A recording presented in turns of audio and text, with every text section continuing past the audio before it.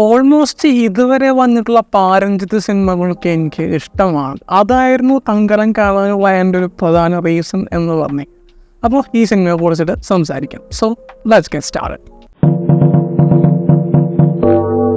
ഒരു പീരീഡ് സെറ്റപ്പിലാണ് ഈ സിനിമ ചെയ്തു വെച്ചുള്ളത്.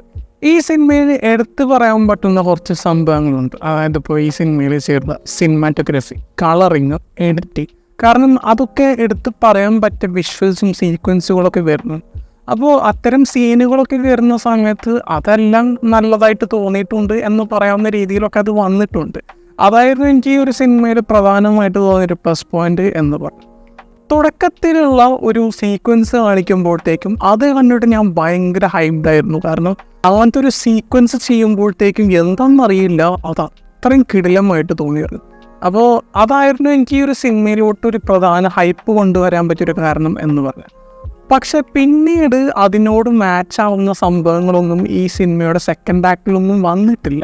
സ്ക്രീൻ റൈറ്റിങ്ങിന് ഭയങ്കര പോരായ്മകളുണ്ട് എന്നത് തന്നെയാണ് ഈ സിനിമ പ്രധാനമായിട്ടും ബാക്കിലോട്ട് കൊണ്ടുപോകുന്നൊരു കാര്യം പറഞ്ഞത്.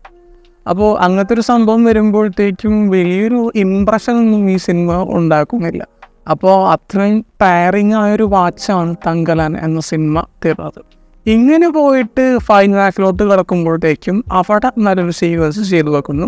അപ്പോൾ ആ ഒരു സീക്വൻസ് കണ്ടപ്പോൾ എനിക്ക് അതും രസമായിട്ട് തോന്നിയിട്ടൊക്കെ ഉണ്ട്. പക്ഷേ സിനിമയുടെ വലിപ്പം എന്ന് പറഞ്ഞാൽ ഇത്രയാണ്, പക്ഷേ അതിലെ കണ്ടൻറ്റ് എന്ന് പറഞ്ഞാൽ ഇത്രയേ ഉള്ളൂ.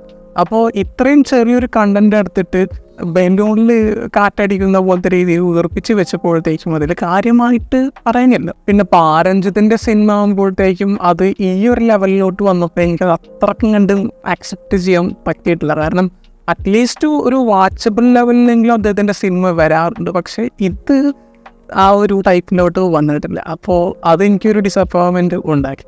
അപ്പോൾ മറ്റൊരു വീഡിയോയുമായിട്ട് പിന്നെ വരാം. Bye guys.